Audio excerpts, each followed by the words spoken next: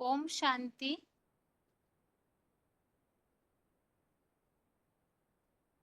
भगवत गीता श्लोक क्लास में आज 8 प्रश्नों के उत्तर का टॉपिक हम समझ रहे हैं और इस प्रश्न के उत्तर में हम इस बात को समझ रहे हैं कि भगवान सर्वव्यापी नहीं है तो एक व्यापी कहाँ है।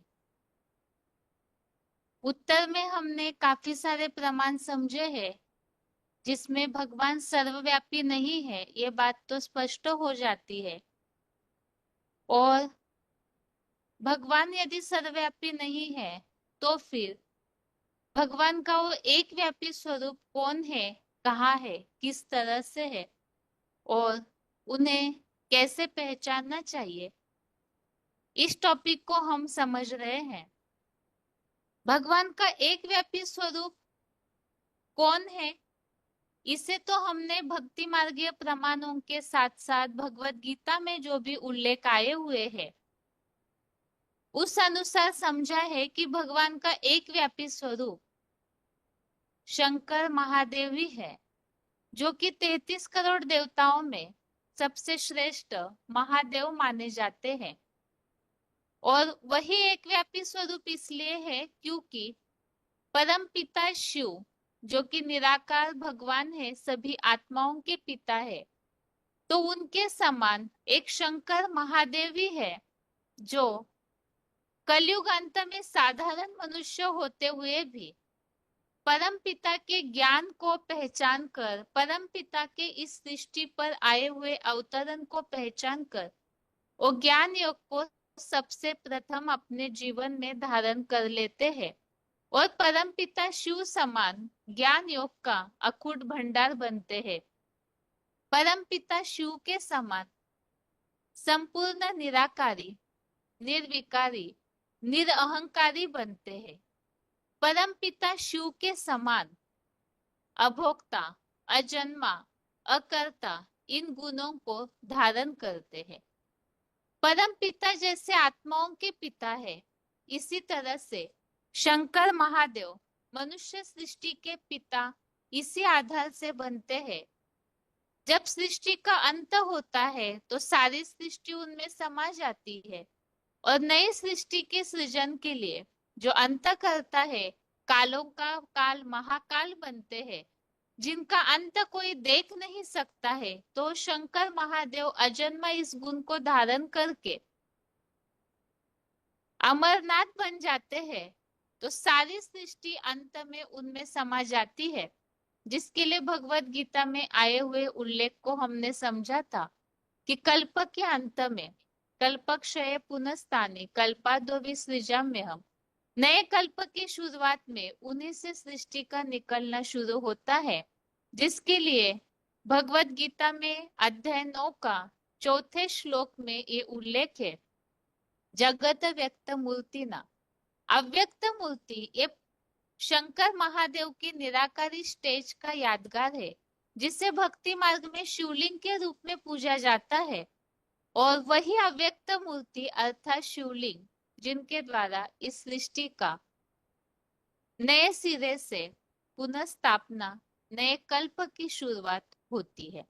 और वही शंकर महादेव ऐसी निराकारी स्टेज, शिव समान स्टेज को सबसे प्रथम बना लेते हैं।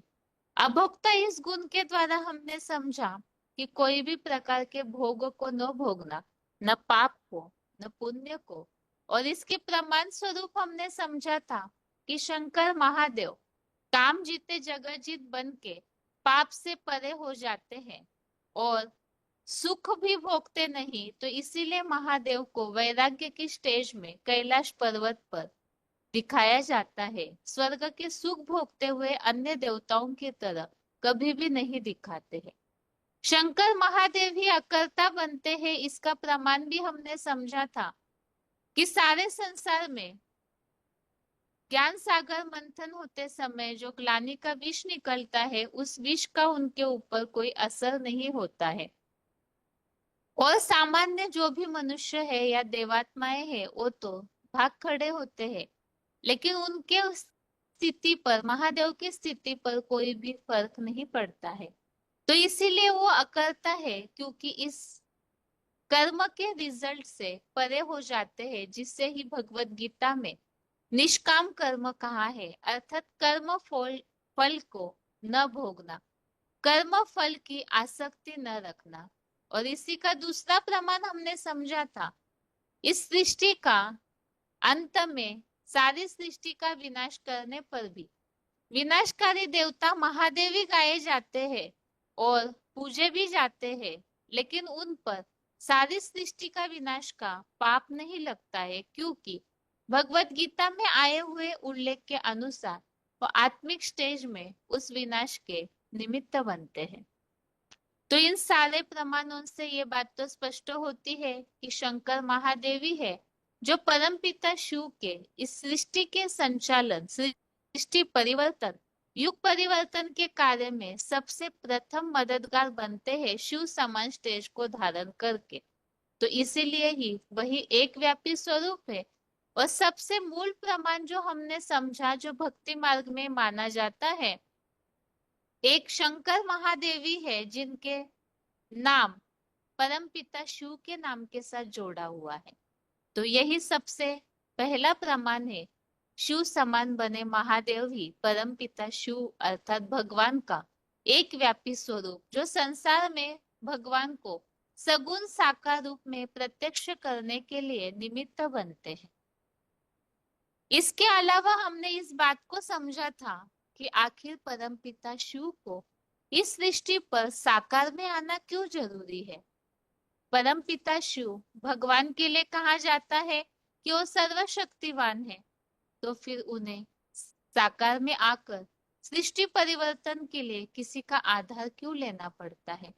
तो इस बात के प्रमाण के लिए हमने समझा था, भगवान को तो आवश्यकता न भी हो, लेकिन मनुष्य आत्माएं जो जन्म मरण के चक्र में आते आते कलयुगांत में इतने साकारी बन जाते हैं, इतने देहभानी बन जाते हैं कि ये संभव नहीं है कि वो परमपिता शिव निराकार को अपने बुद्धि की तीक्ष्णता से पहचान सके और वैसी स्थिति को बना सके।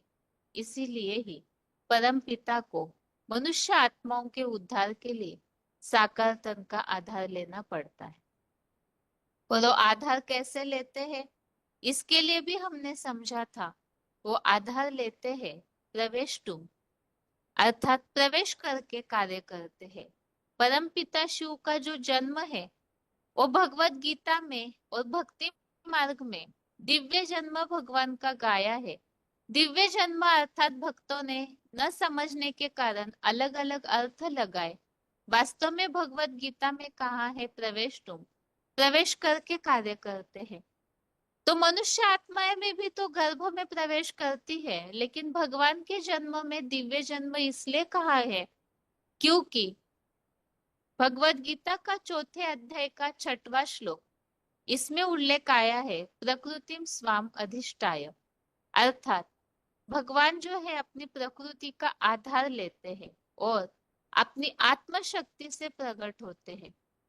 तो इसीलिए ही वो कर्म के बंधन में नहीं फंसते, ना ही जिस तन में आते हैं उसके बंधन में फंसते, ना ही आसक्त होते हैं। इसीलिए ही वो दिव्य जन्म, अलौकिक जन्म अर्थात प्रत्यक्षता रूपी जन्म कहा हुआ है।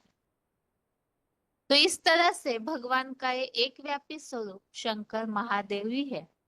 और इसके अलावा हमने इस बात को भी समझा था किस तरह से शंकर महादेव परमपिता शिव के समान बनते हैं।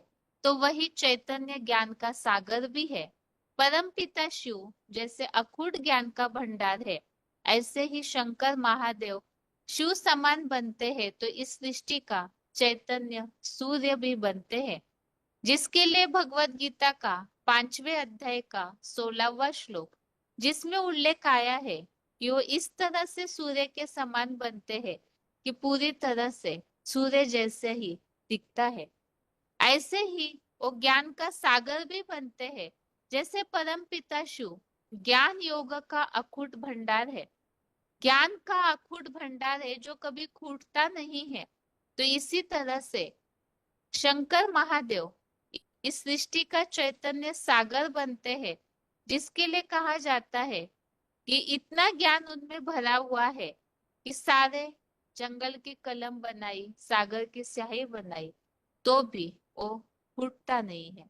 तो अन्य गुरु जो भी है उनका ज्ञान तो किताबों से बंधा हुआ है, लेकिन भगवान इस तरह से सृष्टि पर आकर सृष्टि परिवर्तन का ज्ञान सुनाते हैं कि चाहे कितनी भी उसकी किताबें बनाते जाए तो भी वो खत्म ही नहीं होगा।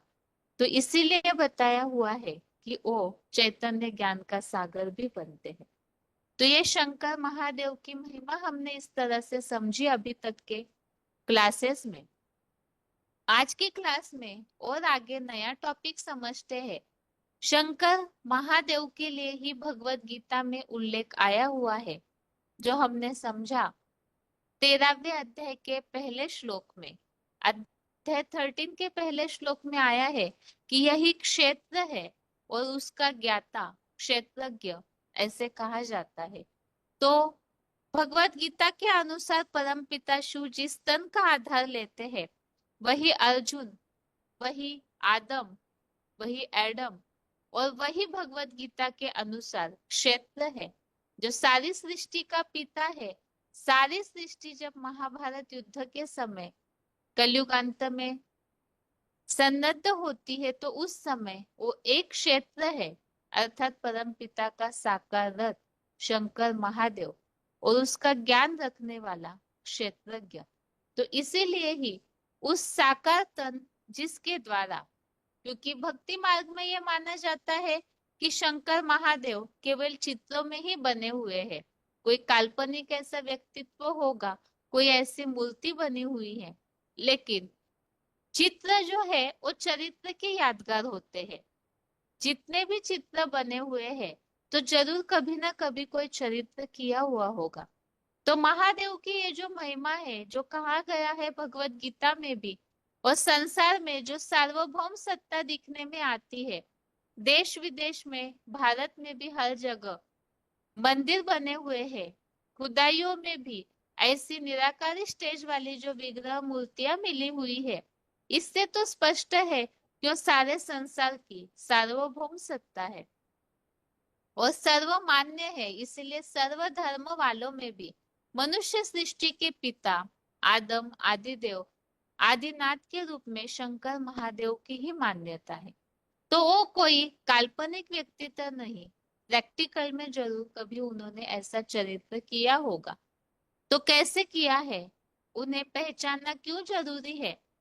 और भगवत गीता के अनुसार तो भगवान को पहचानना ही एक बड़ी परीक्षा बताया हुआ है, क्योंकि भगवान को जो पहचानते हैं वो वास्तविक रूप से भाग्यवान कहे जाते हैं।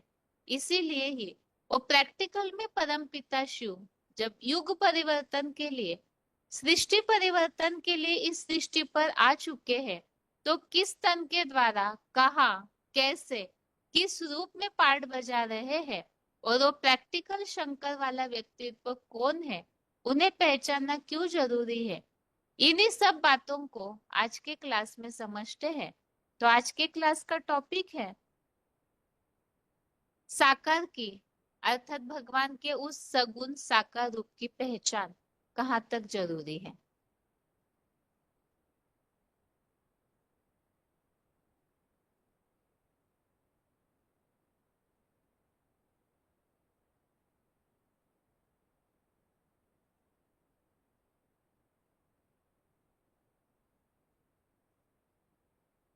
तो यहाँ पर आज का टॉपिक है कैसे पहचाने हम आए हुए भगवान को।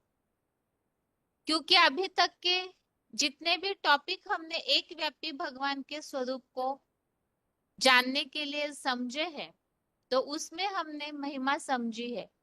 आज के क्लास में हम समझते हैं, जैसे कि पिछले क्लासेस में हमने कुछ श्लोक समझे थे, जिसमें इस बात को समझा था कि भगवान को जानना क्यों जरूरी है और कहाँ तक महत्वपूर्ण है, जिसमें हमने भगवत गीता में आए हुए श्लोकों को समझा था।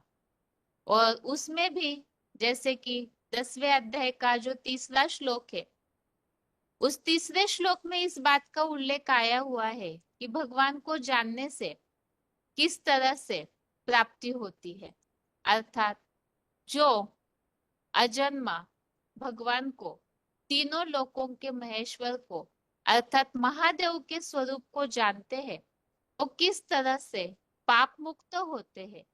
5वें अध्याय के 29वें श्लोक में हमने समझा था, जो सर्वलोक महेश्वर को जानते हैं वो किस तरह से शांति को प्राप्त करते हैं।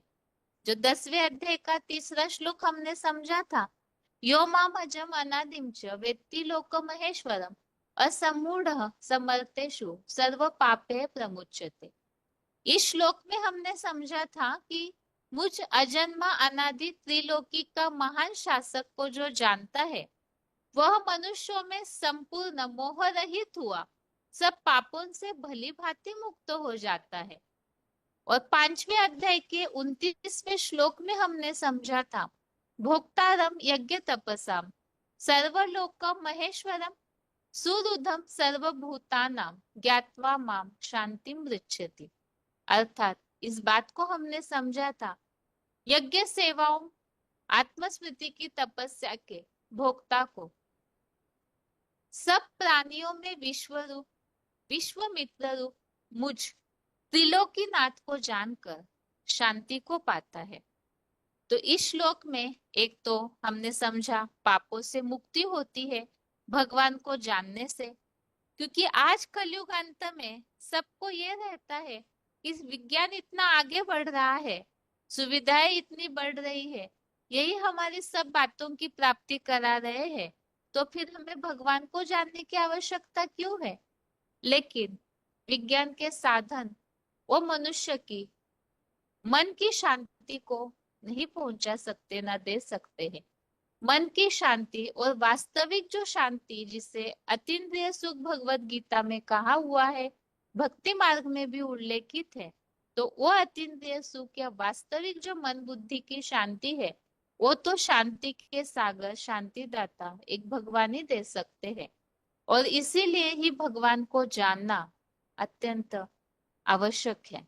तो इसी महिमा के लिए हमने और भी श्लोक समझे थे, जैसे 13वें अध्याय का 18वां श्लोक, अध्याय 13 का जो श्लोक नंबर 18 है, उसमें भी इस बात का उल्लेख आया हुआ है कि भगवान को जान करके जो याद करते हैं वो ईशित्व भाव अर्थात राजाई भाव को पाते हैं।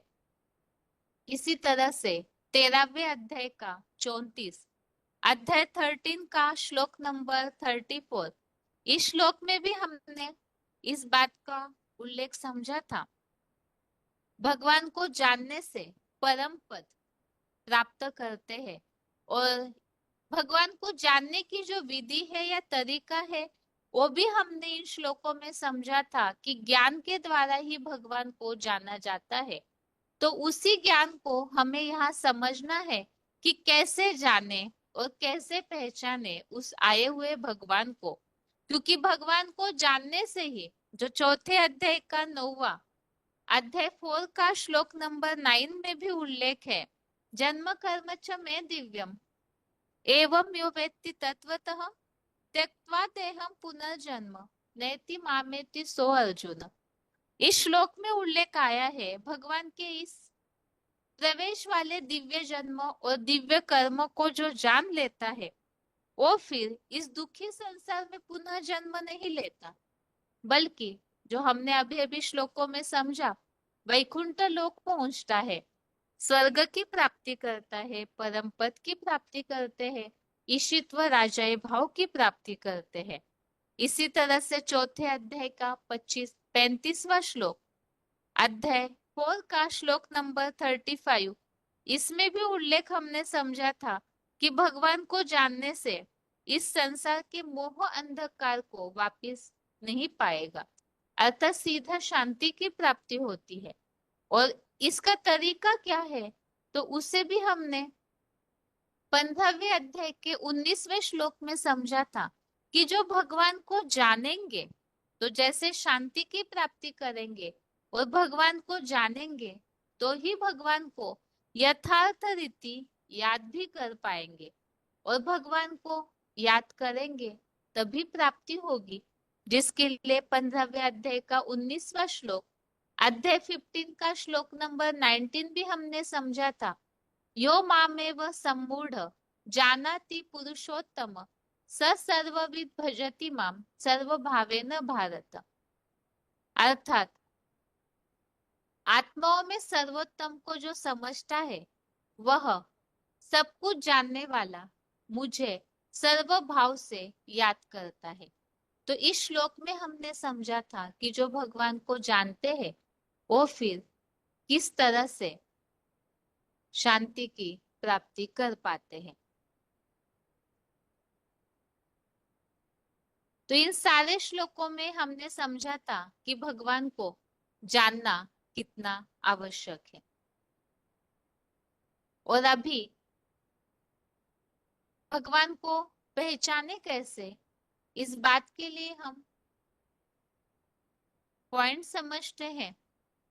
VCD number 1298, VCD number 1298, 500 crore मनुष्य आत्माएं हैं, 700 करोड़ उनमें 500 करोड़ मनुष्य आत्माएं हैं, 700 करोड़ भी कहे जाते हैं। तो उनमें हम बाप को कैसे पहचाने, क्योंकि हमने इस बात को समझा है कि भगवान इस सृष्टि पर साकार में आए हुए हैं। शंकर महादेव का वो स्वरूप, वो व्यक्तित्व प्रैक्टिकल में है। तो इतनी सारी बड़ी मनुष्य सृष्टि में भगवान को हम कैसे पहचाने, तो इसी के लिए ही हम आज की क्लास में समझते हैं ज्ञान के द्वारा ही भगवान को जाना जाता है, पहचाना जाता है। वीसीडी नंबर 148, वीसीडी नंबर 148, परमात्मा बाप आकर के हमको ये तीसरा नेत्र देता है। वो त्रिनेत्री आकर के बनाता है, वो ज्ञान का तीसरा नेत्र देता है, जिस ज्ञान नेत्र से हम अपने आत्मा के अनेक जन्मों को भी पहचानते हैं और परमात्मा बाप के उस साधारण स्वरूप में उस विशेष तुरिया पार्ट बजाने वाले सुप्रीम सोल को भी पहचान लेते हैं। तो भगवान को पहचाने कैसे, तो भगवान ही आकर के हमें ज्ञान का तीसरा नेत्र देते हैं, त्रिनेत्री बनाते हैं और ज्ञान के द्वारा ही हम भगवान को जो विशेष रूप में पाठ बजा रहे हैं उन्हें पहचान सकते हैं। और इसी के लिए ही भगवत गीता में अध्याय 11 का श्लोक नंबर 8, 11वें अध्याय का 8वां श्लोक, इस श्लोक में बताया है न तो माम शक्य से द्रष्टुम अनेनैव स्वचक्षुषा दिव्यम ददामि ते चक्षु पश्य में योगमेश्वरम। अर्थात इन्हीं अपनी आंखों से मुझको नहीं देख सकेगा, तुझको दिव्य नेत्र देता हूँ, मेरे ऐश्वर्यवान योगिक रूप को देख सकेगा। तो इस श्लोक में स्पष्ट किया है ये जो चर्म चक्षु है, कलयुगांत का ये जो शरीर मिला हुआ है सभी आत्माओं को, तो ये तो पतित है, विकारी है। तो इन आंखों से भगवान का वो स्वरूप हम नहीं देख पाएंगे। तो उसके लिए ही ज्ञान चाहिए, ज्ञान का तीसरा नेत्र, बुद्धि की तीक्ष्णता, दिव्य बुद्धि चाहिए, और वो दाता भी एक भगवान ही है। इसी के लिए ही 13वें अध्याय का 34वां अध्याय 13 का श्लोक नंबर 34 है, क्षेत्र क्षेत्र गयोरेवम् अंतरम ज्ञान चक्षुषा भूत प्रकृति मोक्षम च ये विदुर्यान्ति ते परम। क्षेत्र क्षेत्र गयो रेवम अंतरम ज्ञान चक्षुषा भूत प्रकृति मोक्षम च ये विदु यान्ति ते परम। इस श्लोक में बताया है ऐसे जो अर्जुन के शरीर रूप क्षेत्र और क्षेत्रज्ञ के अंतर को और प्राणियों की दैहिक प्रकृति से मुक्ति को ज्ञान नेत्र द्वारा जानते हैं, वे परम ब्रह्म लोक को प्राप्त करते हैं। तो इस श्लोक में इस बात को स्पष्ट किया हुआ है कि शरीर रूप क्षेत्र जिसमें परम पिता प्रवेश है, और क्षेत्रज्ञ के अंतर अर्थात परमपिता उसमें जो कार्य करने वाले, जो उस क्षेत्र का अर्थात साकार के जानकार है, तो इस अंतर को अर्थात निराकार और साकार के अंतर को जो ज्ञान नेत्र द्वारा जानते हैं, वो परम ब्रह्म लोक को प्राप्त करते हैं। आगे है,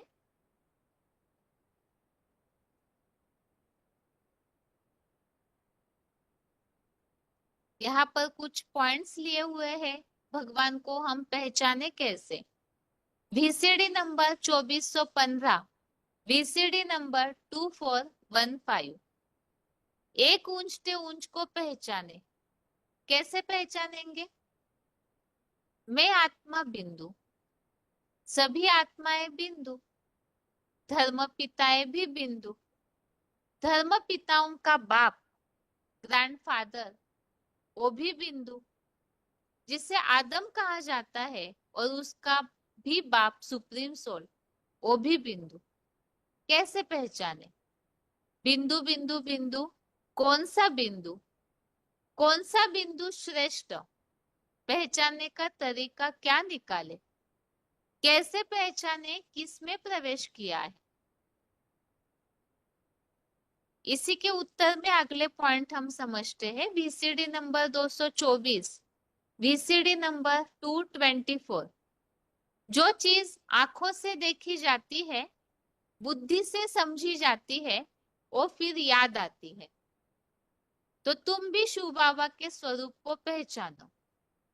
शिव बाबा इस सृष्टि पर आकर के नई सृष्टि बना रहा है, सृष्टि को परिवर्तन कर रहा है, तो उसको पहचानो और पहचान करके, जान करके फिर उसको याद करो। तो कैसे जाने, कैसे पहचाने? बाप कहते ही है, मैं अकेला कैसे आऊंगा, और आ भी जाऊं तो तुम कैसे पहचानेंगे? मैं अकेला आ जाऊं इस दुनिया में तो पहचानेंगे कैसे? मैं तुमसे बात कैसे करूंगा? तो यहाँ पर भक्ति मार्ग में जो भक्त सोचते हैं भगवान निराकार है, तो अव्यक्त रूप में इस सृष्टि पर आ भी जाए तो भी साकार मनुष्य आत्माएं जो है वो भगवान को कैसे पहचानेंगे, अगर भगवान निराकार रूप में ही सृष्टि पर आते हैं। लेकिन इतनी सारी आत्माएं बिंदु है, तो इतने सारे बिंदु बिंदु आत्माओं में उस निराकार परम पिता को हम कैसे पहचानेंगे?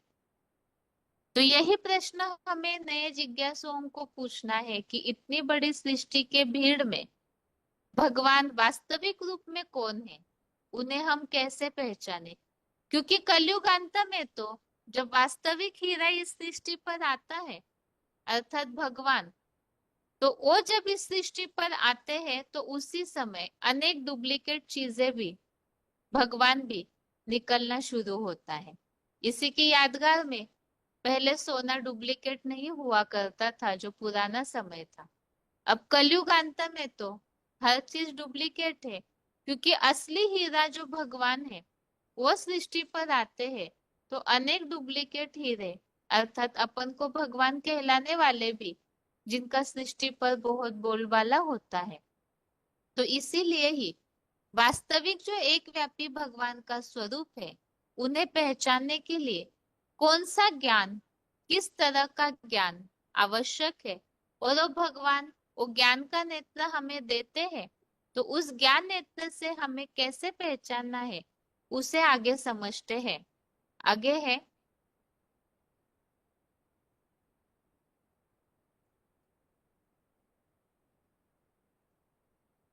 तो ज्ञान के द्वारा ही हमें भगवान को समझना है, जानना है। ये ज्ञान जो है यही भगवान की कृपा है। मनुष्य समझते हैं कि भगवान हमारे ऊपर कृपा करेंगे, आशीर्वाद देंगे, हमें कुछ ना कुछ प्राप्ति कराएंगे। वास्तव में भगवान भौतिकता से परे है।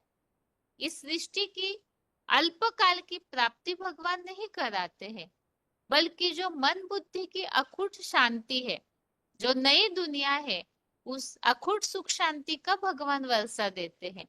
तो उसके लिए ही भगवान जो ज्ञान देते हैं वो ज्ञान ही वास्तव में भगवान की कृपा है।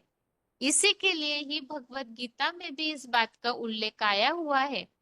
सबसे पहले तो किस बात का ज्ञान देते हैं? तो वो ज्ञान है क्षेत्र और क्षेत्रज्ञ का ज्ञान।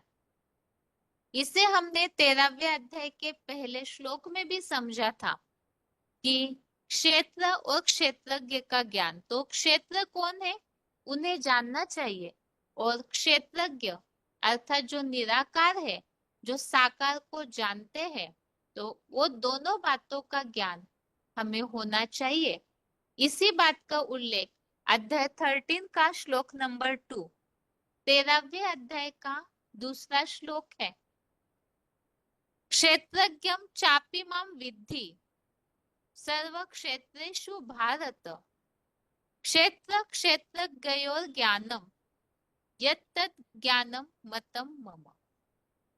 श्लोक फिर से। क्षेत्रज्ञम चापि मां विद्धि सर्व क्षेत्रेषु भारत क्षेत्र क्षेत्रज्ञयोर ज्ञानम यत्तत् ज्ञानम मतम मम। अर्थात सारे शरीर रूप में क्षेत्रों का ज्ञानी भी इस पुरुषोत्तम संगम युग में मुझ शिव बाबा को जान।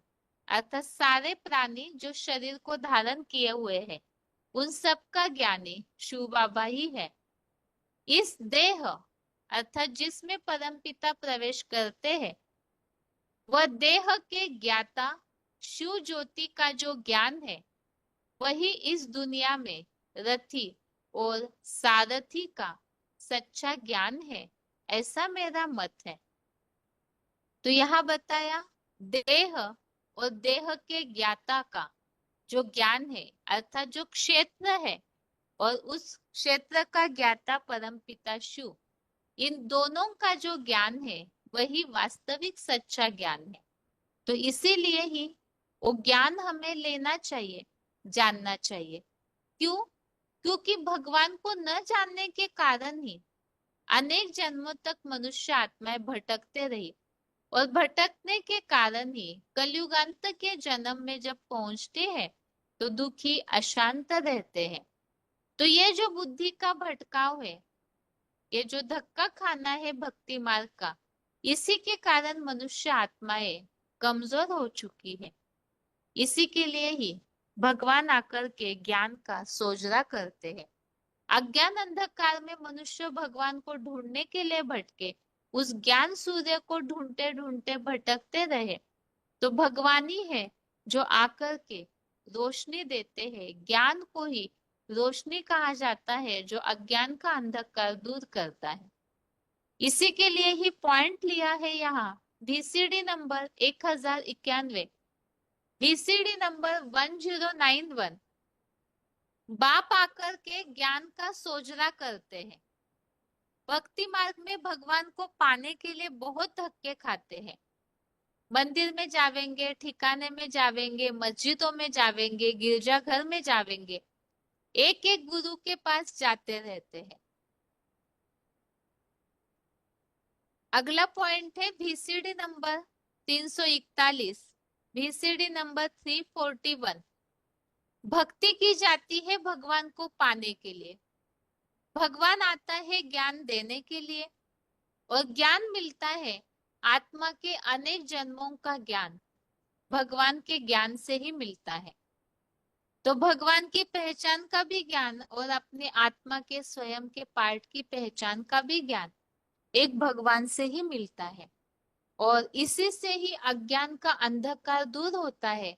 तो ये ज्ञान ही भगवान की मनुष्य आत्माओं पर कृपा आशीर्वाद है।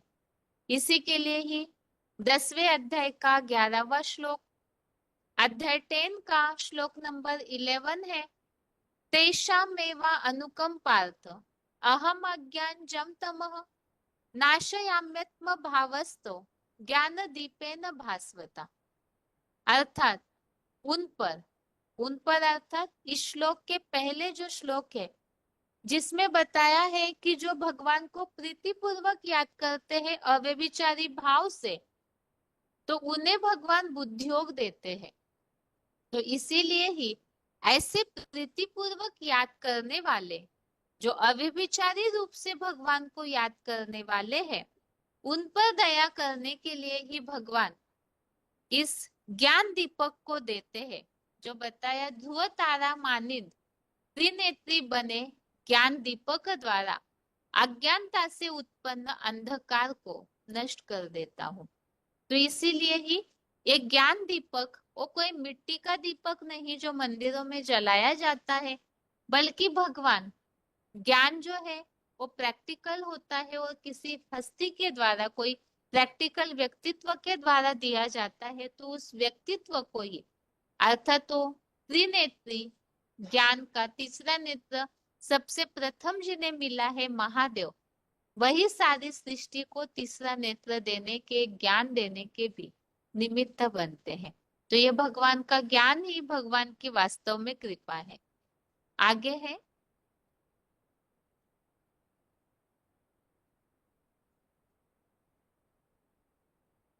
इसी के लिए यहाँ पॉइंट लिए हुए हैं।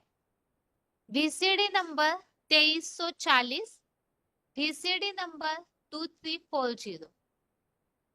शिव बाप हेवनली गॉडफादर ने ही बोला है कि मैं तुम्हारी आत्मा और शरीर रूपी नैया दोनों को पार लगाने वाला एक ही खिवैया हूँ। काहे से नवैया पार लगाता है? नवैया कहो, मुकर्रर रथ कहो।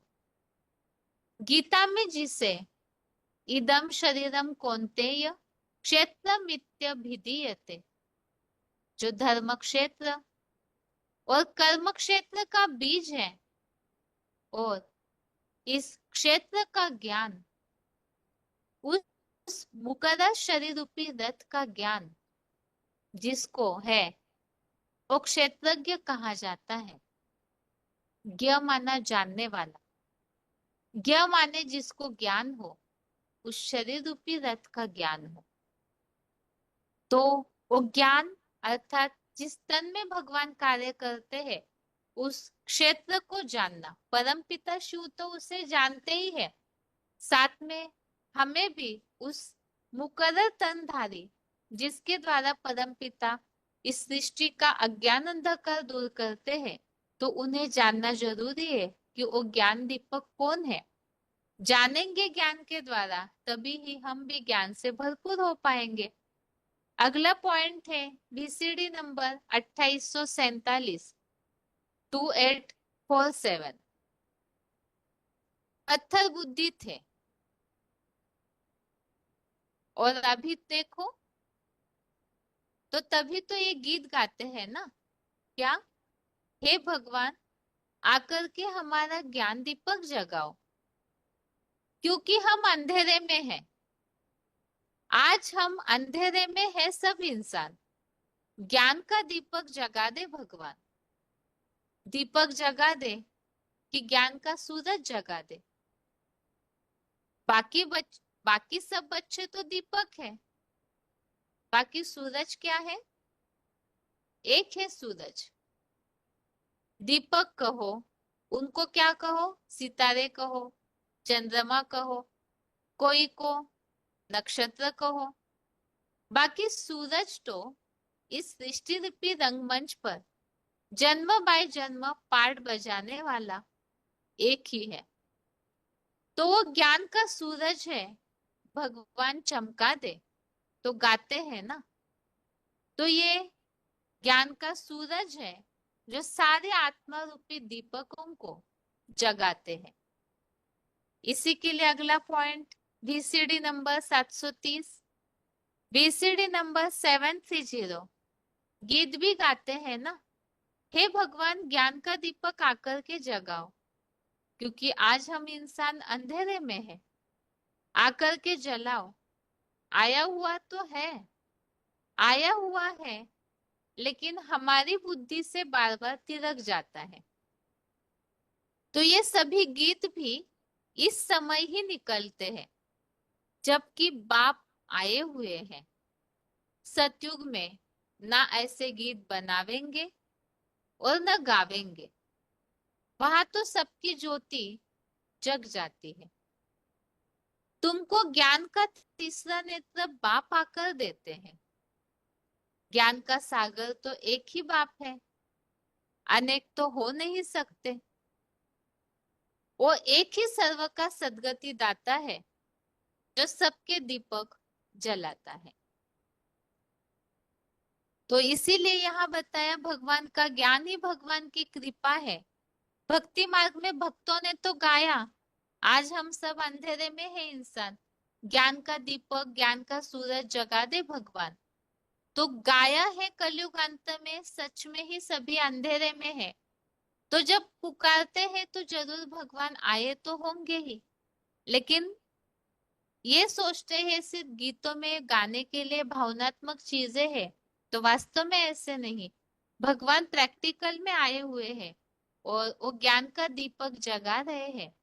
तो उसी के लिए ही हमें उन्हें पहचानना है ज्ञान के आधार से, तभी सद्गति हो सकती है। आगे है,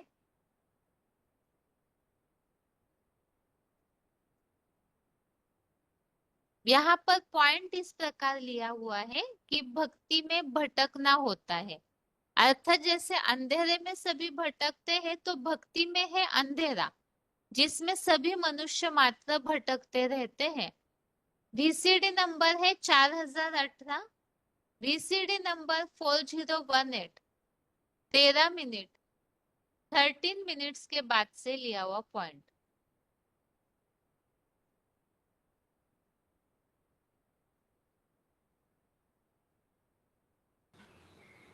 यहाँ आकर के बाप का बनना, ये तो बहुत बड़ी यात्रा है। वहां तीर्थ यात्राओं पर जाते हैं, भक्ति मार्ग में तो कितने पैसे खर्च करते हैं। सब तीर्थों पर बहुत खर्चा होता है। बड़े बड़े आदमी, राजाएं आदि भी जाकर के दान पुण्य करते हैं। अब वहां तो दान करने की बात ही नहीं, उस दान से तो कोई फायदा ही नहीं। अब इस ज्ञान यज्ञ में तो कुछ भी पैसा खर्च नहीं करना है।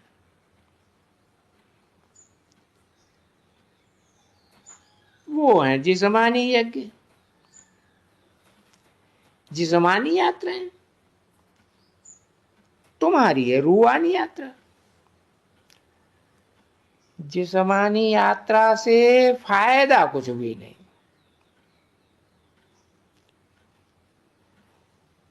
गीत भी है ना, चारों तरफ लगाए फेरे है।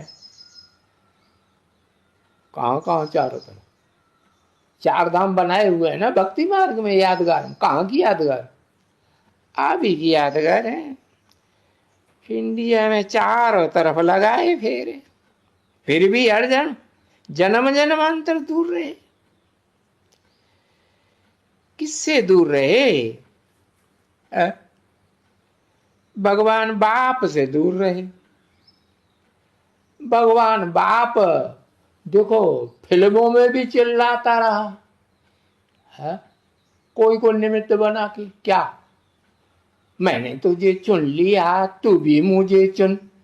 सुन बेटा सुन सुन सुन, सुनता ही नहीं। सुनता है? अरे चुप होके बैठ गया, बताता नहीं ना कि हाँ है। तो गीत भी है, ये बने हुए हैं ड्रामा प्लान अनुसार। तो किससे दूर रहे? भगवान बाप से दूर रहे।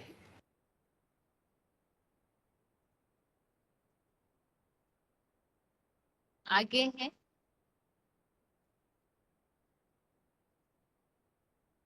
अब इस तरह से भगवान से भक्ति मार्ग में भटकने के कारण दूर रहे, तो इसीलिए ही भगवान आकर के ज्ञान का दीपक जलाते हैं। VCD number 1177, VCD number 1177, 33 minute के बाद से लिया हुआ पॉइंट।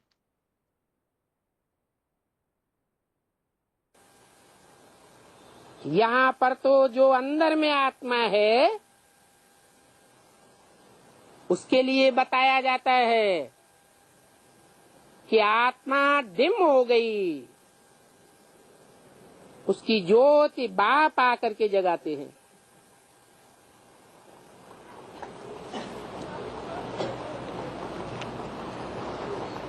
जगाने वाला जो संबंधी है उसका नाम क्या दिया है? बाप। अम्मा नहीं ज्योति जगाती है, टीचर भी ज्योति नहीं जगाता है, गुरु का काम भी नहीं है, कोई दूसरे संबंधी का काम नहीं है। जो भी बिंदु बिंदु आत्माएं हैं उन आत्माओं का बाप वो स्वयं आकर आत्माओं का दीपक जगाते हैं।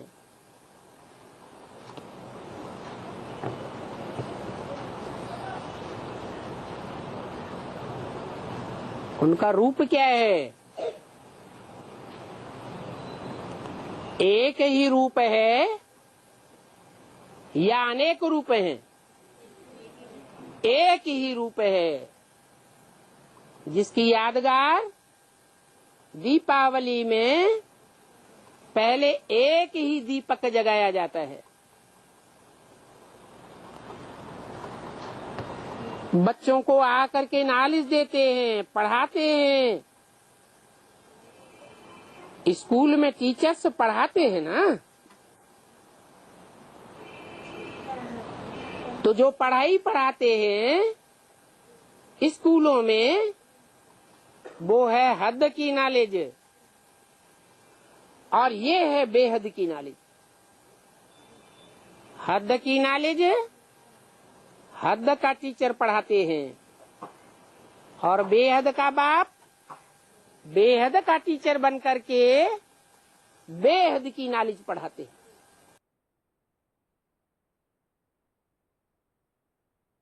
आगे है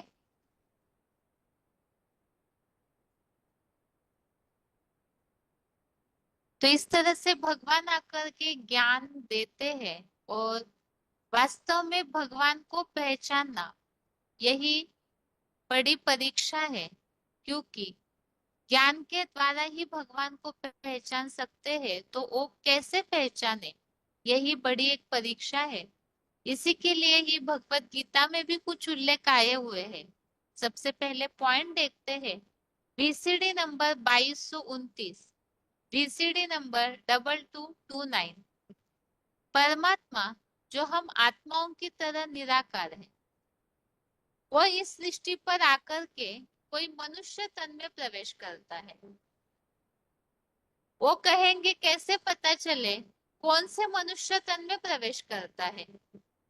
तो उनको बताओ, देखो दुनिया का सबसे ऊंच से ऊंच ग्रंथ कौन सा है? सभी धर्म वाले मानते हैं कि ज्ञान की बातों के आधार पर अगर दुनिया में किसी ग्रंथ को उठाएंगे तो गीता ही दुनिया में सबसे ऊंचा ग्रंथ है।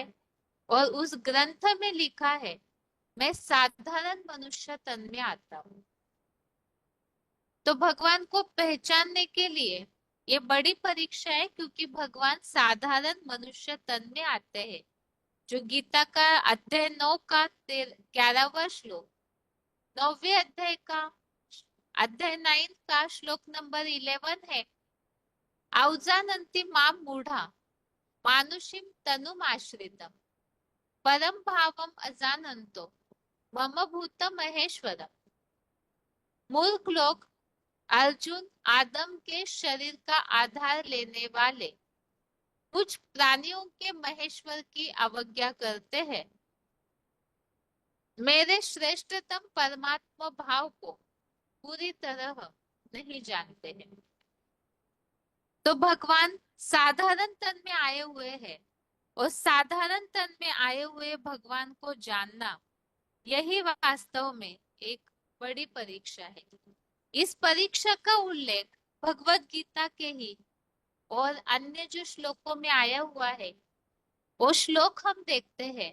एक तो 7वें अध्याय का 13वां अध्याय 7 का श्लोक नंबर 13 है। त्रिभिर गुणमयेर भावे ये भी सर्वमिदं जगत मोहितम नाभिजानाति मामेभ्य परमं व्यय। तो इस श्लोक में इस बात का उल्लेख आया हुआ है, ये जो संसार है ये सत रजत 3 गुणों से युक्त भावों से मोहित है, और ये सारा जगत इन गुणों से परे मुझ अविनाशी साकारी पाठधारी को नहीं जानता है। तो भगवान जो है, जिस साकार तन में भगवान प्रवेश करते हैं, तो ये संसार 3 गुणों से प्रभावित होने के कारण भगवान जिस साधारण तन में आते हैं, उस साधारण तन में आए हुए निराकार को पहचान नहीं पाते हैं। ऐसे ही 14वें अध्याय 7वें अध्याय का ही 14वां श्लोक है। दैवी हेषा गुणमयी मम माया दुरत्यया मामे व ये प्रपद्यन्ते माया में ताम तरन्ति ते।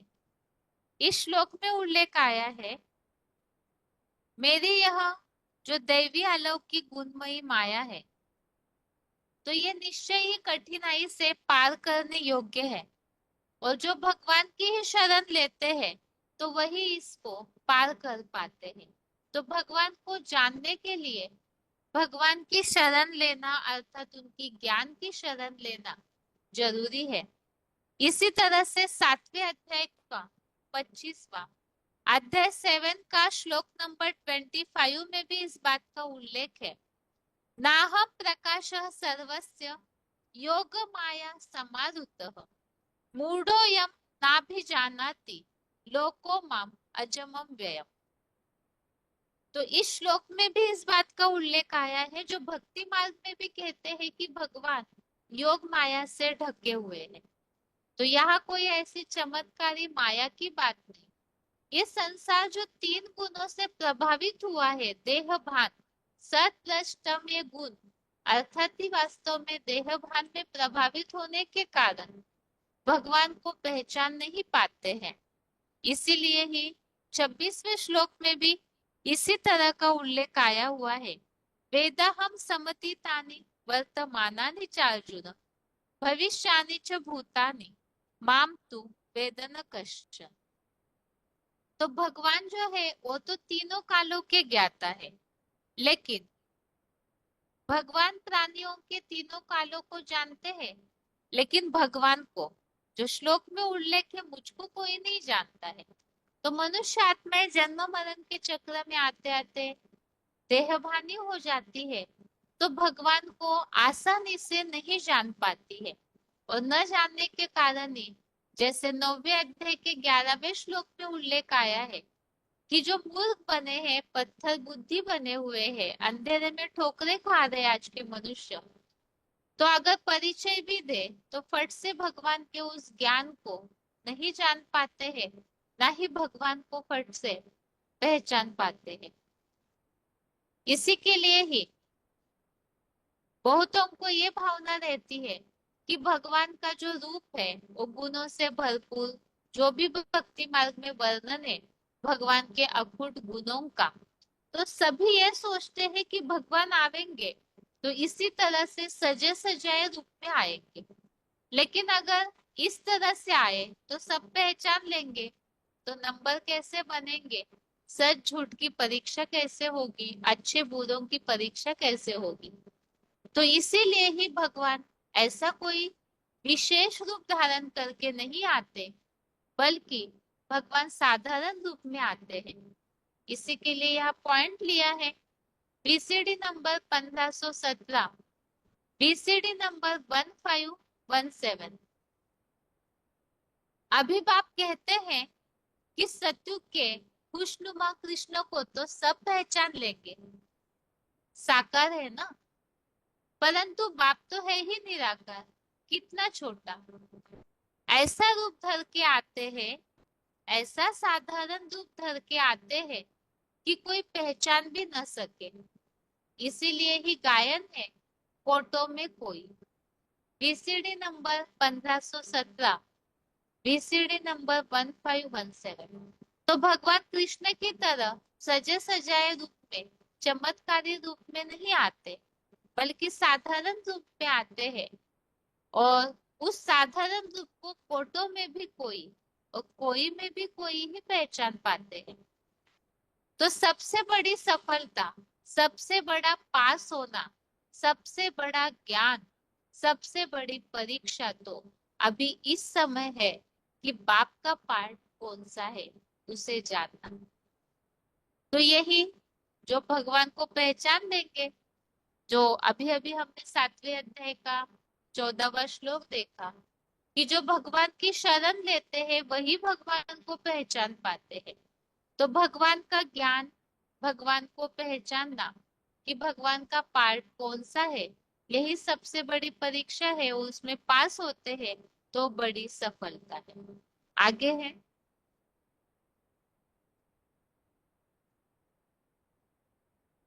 और इस परीक्षा में भी कोटों में कोई ही पास होते हैं, जिसके लिए भगवत गीता में ही बताया हुआ है।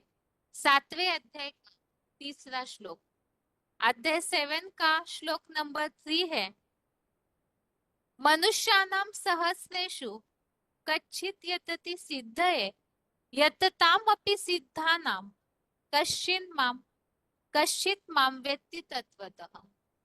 अर्थात हजारों मनुष्य आत्माओं में कोई एक सिद्धि के लिए यत्न करता है। यत्न करता सिद्धों में भी मुझको कोई यथार्थ रीति जानता है। यथार्थ रीति जानता अर्थात साकार रूप में आए हुए निराकार शिव ज्योति को जानना ही यथार्थ रीति जानना है।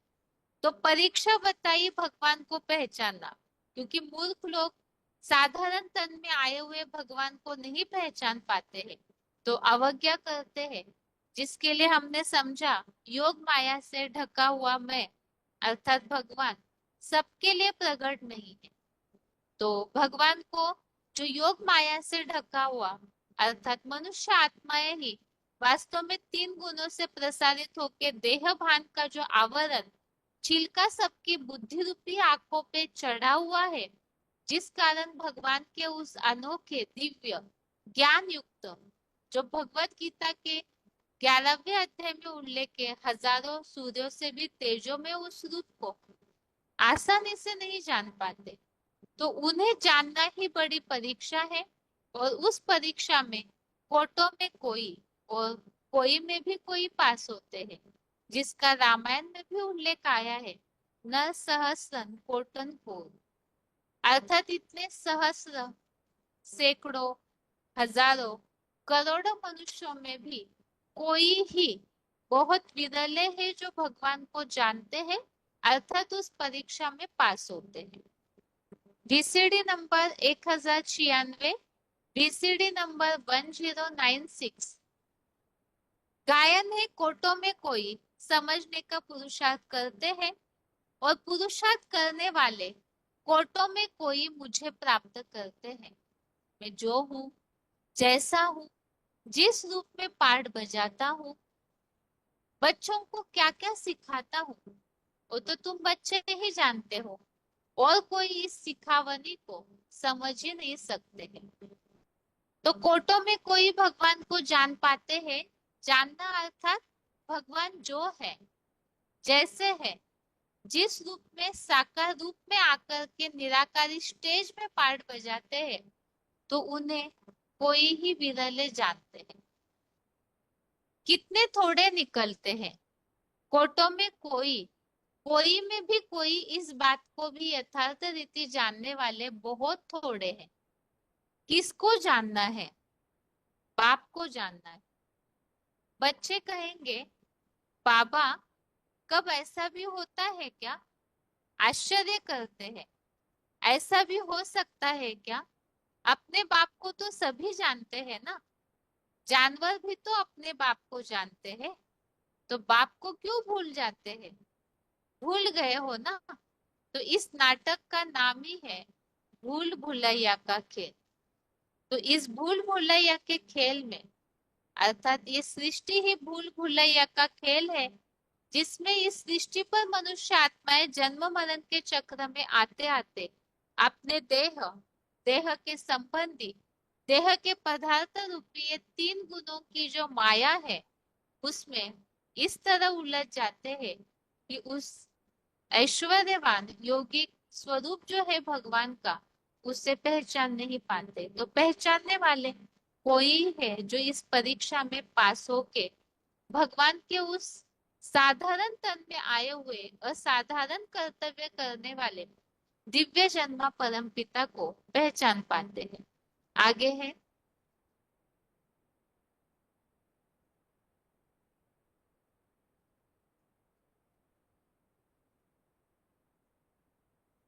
अब उस भगवान को ही हमें पहचानना है, अर्थात इस परीक्षा में पास होना है। तो अभी जो हमने समझा भगवान जो है, जैसे है, जिस रूप में पाठ बजा रहे हैं, तो उन्हें कैसे पहचाने? क्योंकि भगवान को जानने से ही भाग्यवान बनते हैं। तो कैसे भाग्यवान बने, अपने भाग्य को हम कैसे बनाएं? इसी के लिए यहाँ तरीका बताया जा रहा है कि भगवान को कैसे कैसे हमें जानना चाहिए। भक्ति मार्ग वाले गीत गाते हैं, गुप्त वेश में सत्युग रचने आया शिव भगवान, अब तो जाग जाग रहे इंसान। BCD number 1063, BCD number 1063। अगला पॉइंट है, भगवान को जानने का तरीका अभी बताया जा रहा है, क्योंकि भगवान को जानने, ढूंढ, पहचानने के लिए, भगवान तक पहुंचने के लिए भक्ति मार्ग की तरह चारों तरफ ठोकरे खाने की आवश्यकता नहीं। अभी अभी एक पॉइंट में हमने एक गीत सुना था, चारों तरफ लगाए फेरे फिर भी हम हरदम दूर रहे। तो भक्ति मार्ग में तो भटकते रहे फिर भी भगवान से दूर रहे। तो भगवान के पास पहुंचने के लिए भटकने की आवश्यकता नहीं, बल्कि भगवान तो आसानी से घर बैठे ही मिल जाते हैं, बस लगन प्यास सच्ची होनी चाहिए। तो तुम बच्चे बाप के पास आते हो, या बाप तुम बच्चों के पास आते हैं घर बैठे? क्या गायन है, घर बैठे भगवान मिला। तो तुम बच्चे जो बाप के पास आते हो, तुम्हारे सब अंधियारे दूर हो जाते हैं। अगला पॉइंट है, भक्ति मार्ग में सब करते हैं भागना करना, भागते रहते हैं, भागते कर रहते हैं, मिलता कुछ नहीं। और ज्ञान मार्ग में घर बैठे भगवान मिल जाता है, घर बैठे संदेश मिल जाता है, भगवान आया हुआ है। वार्तालाप नंबर 1225। तो जिनको भी हम इस बात को समझाते हैं, उन्हें इसी बात को समझाना है। वास्तव में अभी तो भगवान जिनको बनाए हैं, अपने बच्चे बनाए हैं, तो उनके द्वारा भगवान तो सबको पैगाम दे रहे हैं, सबको संदेश दे रहे हैं कि वो इस सृष्टि पर आए हुए, वो भी घर बैठे। भक्ति मार्ग के धक्के खाने की, ढेर सारा पैसा भगवान के लिए खर्च करने की भी आवश्यकता नहीं है। VCD number 3337, 3337। बिंदु बिंदु सभी आत्माएं हैं, प्राणी मात्र बिंदु। अब कौन से बिंदु को याद करें? पर्टिकुलर चीज चाहिए ना, तो बताया वो निराकार ज्योति बिंदु शिव। जैसे आत्मा निराकार होती है, किसी शरीर के द्वारा व्यक्त होती है, शरीर का नाम पड़ता है, ऐसे ही शिव जिस मुकर्रर रथ में प्रवेश करते हैं, उस रथ का नाम चाहिए, रूप चाहिए, धाम अर्थात घर चाहिए, पूरा आईडी प्रूफ चाहिए। उसे पहचान करके याद करेंगे तो तुम्हारा ये जो जन्म जन्मांतर का पाप है, ये सब भस्म हो जाएगा। तो भगवान को जानना है तो जिस मुकर्रर तत्व अर्थात एक व्यापी स्वरूप जो शंकर के रूप में जिन्हें ज्ञान के आधार से नाम मिलता है, तो वो शंकर महादेव जो अभी साधारण तन में है, तो उस तन को हमें पहचानना है। तो उनका नाम, रूप, धाम और पूरा उनका आईडी प्रूफ, किसी की भी पहचान चाहिए, किसी व्यक्ति के पास पहुंचना है, तो उनका नाम, रूप, आईडी अर्थात फोटो, घर, सब कुछ जानते हैं। तो भगवान तक पहुंचने के लिए वो जिस तन में आया हुआ है उनका भी पूरा डिटेल जानना चाहिए। आगे है,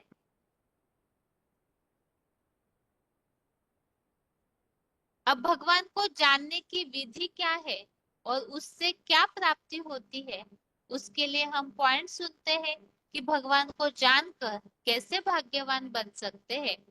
BCD number 3128, BCD number 3128, 29 minute 29 minutes के बाद से लिया हुआ पॉइंट।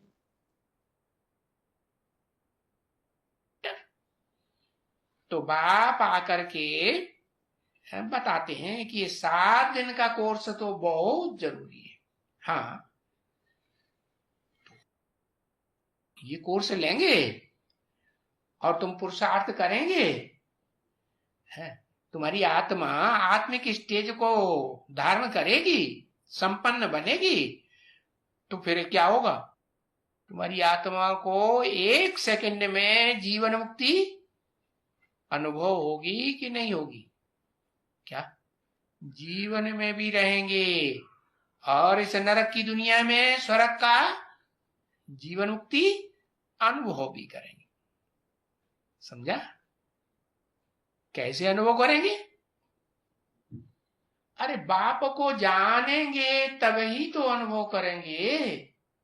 अरे ब्रह्मा कुमार कुमारी कहेंगे जान तो लिया, 80 साल में अभी हमने जान ही नहीं पाया, हमारी आत्मा बिंदु, हमारा बाप भी बिंदु। अरे जान लिया तो फिर बताओ, है, पूरा आईडी बताओ, आईडी प्रूफ बताओ, है, नाम रूप गुण धाम कर्तव्य सब बताओ, है, उनकी बायोग्राफी बताएंगे, बाप की बायोग्राफी बताएंगे, बिंदी बाप की बायोग्राफी क्या बताएंगे? बताएंगे?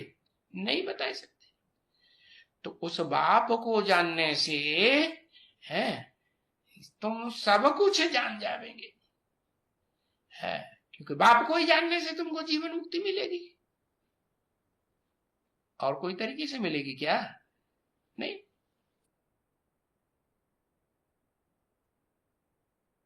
तो इस पॉइंट में हमने समझा भगवान को जानना अर्थात नाम, रूप, देश, गुण, कर्तव्य सब कुछ जानना, और जानने से इस नरक की दुनिया में रहते हुए ही शांति की, जीवन मुक्त अवस्था की प्राप्ति हो सकती है। और इससे अर्थात भगवान को जानने का तरीका बताया। पहले तो अपन को आत्मा समझे, इस देह भान से रहित हो जाए, और साथ ही में भगवान जो साकार रूप में आए हुए हैं उन्हें जानने के लिए 7 दिन के कोर्स की आवश्यकता है। तो उस कोर्स के द्वारा जो ज्ञान हमें प्राप्त होता है, तो ज्ञान का तीसरा नेत्र, जिससे कि ज्ञान प्राप्ति धीरे धीरे जितने होती रहेगी उतना देहभान कम होगा। तो ज्ञान का तीसरा नेत्र जितना खुलता जाएगा उतना भगवान को हम यथार्थ रीति जान पाएंगे। आगे अगला पॉइंट है, भगवान को जानने की विधि और प्राप्ति। VCD number 667, VCD number 667, 49 minute के बाद से 49 मिनट्स के बाद से लिया हुआ पॉइंट। बिंदु बिंदु आत्मा है अविनाशी, तो आत्माओं का बाप भी अविनाशी। वो आत्माओं का बाप जो मनुष्य सृष्टि का बाप है, जैसे योगीश्वर सनत कुमार कहो या शंकर कहो या जगत पिता कहो, उसमें प्रवेश करता है और प्रवेश करके सृष्टि के आदि मध्य अंत का ज्ञान सुनाता है। उस आदि मध्य अंत के ज्ञान को जो सुनते हैं, जीवन में धारण करते हैं, वो दूसरे धर्मों के चुंगल से छूट जाते हैं। दूसरे धर्मों का जो प्रभाव भारत में फैल जाता है, वो प्रभाव से मुक्त हो जाते हैं, क्योंकि प्रभावित को प्रजा कहा जाता है। बुद्ध आए, महात्मा बुद्ध के प्रभाव से जो भारतवासी प्रभावित हो गए, वो बौद्धियों की प्रजा बन गए। क्राइस्ट आए, क्रिश्चियंस के प्रभाव से जो भारतवासी प्रभावित हो गए, वो क्रिश्चियंस बन गए, अर्थात क्राइस्ट की प्रजा बन गए। अभी भगवान आया हुआ है। भगवान गुप्त रूप में आता है। भगवान के उस गुप्त रूप को जो पहचानते हैं, उन्हें पांडव कहा जाता है। वो भगवान पंडा है। पांडव पंडे के पुत्र हैं। जैसे ब्रह्मा की औलाद ब्राह्मण, शिव की औलाद शैव, विष्णु की औलाद वैष्णव, ऐसे ही पंडा की औलाद पांडव। शास्त्रों में लिख दिया है, पांडव पांडु पुत्र थे। पांडु कहो, पंडा कहो, बात एक ही है। पंडे का काम होता है रास्ता बताना, तीर्थ पर ले जाना। तीर्थ का अर्थ ही है, तीर माना किनारा, स्थान माना थ। तीर और थ दो शब्दों को मिलाने से बनता है तीर्थ, माने एक किनारे लगाने वाला। जैसे कोई मझधार में पड़ा हो, ये संसार सागर है, विषय सागर। इस विषय सागर में सब डूब रहे हैं, उतर आ रहे हैं। इस कीचड़ की दुनिया से सब कोई निजात पाना चाहता है। तो इस विषय सागर से पार उतारने के लिए वो पंडा बाप आया हुआ है। जो उसे पहचानते हैं वो पांडव कहे जाते हैं। पांडव गुप्त होकर के घूमते थे, और पंडा बाप भी गुप्त होता है। बाप भी गुप्त, बाप के बच्चे भी गुप्त, उनका पुरुषार्थ भी गुप्त, दान मान पद सर्विस आदि सब गुप्त। ऐसा गुप्त पुरुषार्थ करने वाले श्रेष्ठ ब्राह्मण, जो भी तन मन धन समय संपर्क और संबंधियों को ईश्वरीय सेवा में लगाते हैं, वो सब गुप्त होता है। इसलिए कहते हैं गुप्त दान महाकल्याण। जितना जितना गुप्त रखेंगे, उतनी उसकी जास्ती ताकत होगी। तुलसीदास ने भी लिख दिया रामायण में, योग जुगुत तप मंत्र प्रभाव, फले जबे जब करिय दुराऊ। जितना गुप्त रखेंगे उतना पावरफुल बनेगा। तो गुप्त वेश में भगवान आकर के गुप्त रूप में नई सत्य की दुनिया स्थापन कर रहा है। सबकी बुद्धि में नहीं आवेगा। वो नई दुनिया बनाने वाला, सुख का सागर, सुख की दुनिया बनाने वाला जब इस सृष्टि पर आता है तो बच्चे अनुभव करते हैं। क्या अनुभव करते हैं? तुम्हें पाके हमने जहां पा लिया है। जहान में क्या पाना है? सुख पाना है या दुख पाना है? इसे जहान में सुख ही सुख पाना है, दुख कोई नहीं पाना चाहता। तो भगवान आकर के सुख की सृष्टि रच करके जाता है, उसे कहते हैं सुखधाम। सतयुग की सृष्टि है सुखधाम, और उसके मुकाबले कलयुग की सृष्टि है दुखधाम। दुखधाम बनाते हैं मनुष्य गुरु, चाहे कोई भी हो, इब्राहिम हो, बुद्ध हो, क्राइस्ट हो, गुरु हो, कोई भी, नानक हो, सब ने दुख की सृष्टि रची। उनके आने के बाद दुनिया नीचे गिरी है या ऊपर उठी है? हिस्ट्री क्या कहती है? दुनिया नीचे गिरती गई। इसने प्यार, सौहार्द, सहन शक्ति, सामना करने की शक्ति, सहयोग देने की शक्ति, ये सारी शक्तियां मनुष्यों की कम होती गई। देवताओं में ये सारी शक्तियां मौजूद थी। अभी भगवान फिर आया हुआ है। सारी शक्तियां बुद्धि योग की पावर से हमको फिर से दे रहा है। सिर्फ कहते हैं कि मुझे निरंजन निराकार अभोक्ता अकर्ता, निरंजन को याद करेंगे तो निरंजन बनेंगे, अभोक्ता को याद करेंगे तो अभोक्ता बनेंगे। एक बार ऐसी स्टेज पर पहुंच जाओ, फिर बल सतयुग त्रेता द्वापर कलयुग, चारों युगों में आत्मा नीचे उतरती रहे। जैसे पार्क बने होते हैं, बच्चे सीढ़ी पर चढ़ते हैं और वहां से धीरे धीरे नीचे उतरते रहते, घूमते घामते। तो ऐसे ही ये सृष्टि एक प्रकार की सीढ़ी है। एक जन्म में ही आकर के परमात्मा सबकी सदगति करके जाता है। नंबरवार सबकी सदगति होती है। जो समझ करके, परमात्मा के स्वरूप को जान करके अपने अंदर से प्यार पैदा करते हैं, वो भगवान की नई सृष्टि में आनंद करते हैं। और जो उपेक्षा करते हैं, उनको ये नई सृष्टि में जाना नहीं हो सकता। ये पुरानी दुनिया में ही उनको शरीर छोड़ना पड़ेगा। उसके लिए एटम बमों का निर्माण होता है। आज से 70 साल पहले न भगवान इस सृष्टि पर आया था और न एटम बम बने थे।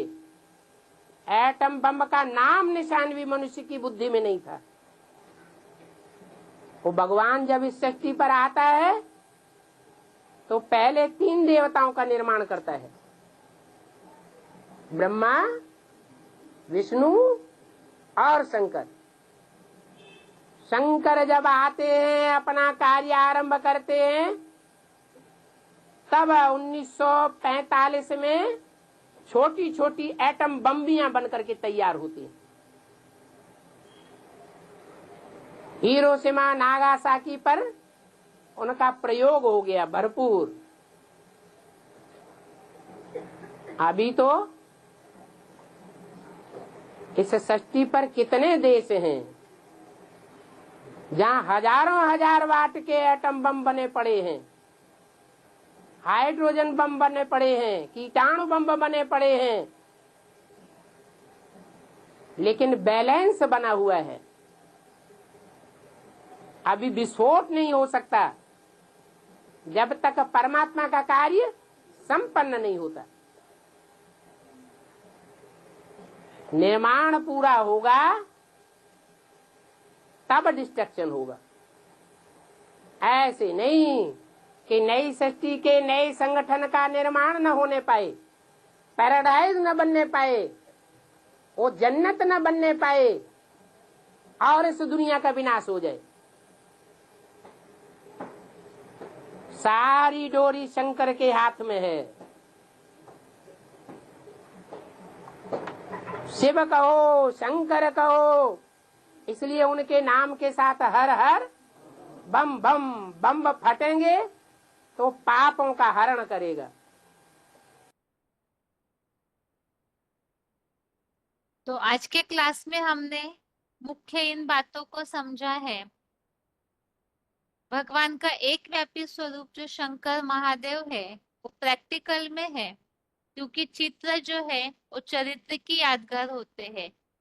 तो वो प्रैक्टिकल में चरित्र करने वाला निराकारी स्टेज वाला जो साधारण तन में आए हुए भगवान है, जिनके समान शंकर महादेव बनते हैं, तो उस साकार व्यक्तित्व को हमें पहचानना है। तो कैसे पहचाने हम? इसी के लिए हमने समझा ज्ञान के आधार से भगवान को पहचान सकते हैं।